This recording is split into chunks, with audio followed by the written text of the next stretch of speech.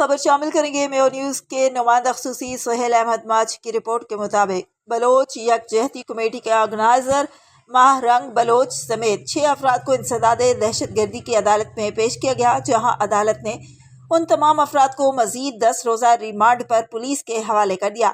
زیر حراست افراد میں ماہ رنگ بلوچ کے علاوہ صبغت اللہ شاہ، جی بیبگز بلوچ، غفار بلوچ، گلزادی اور بیبو بلوچ شامل ہیں۔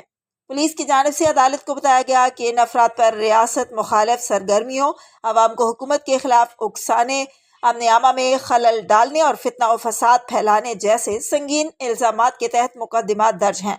پولیس نے مزید تفتیش کے لیے ملزمان کا ریمانڈ طلب کیا، جسے عدالت نے منظور کرتے ہوئے 10 روز کے لیے ان کی تحویل پولیس کے سپرد کر دی۔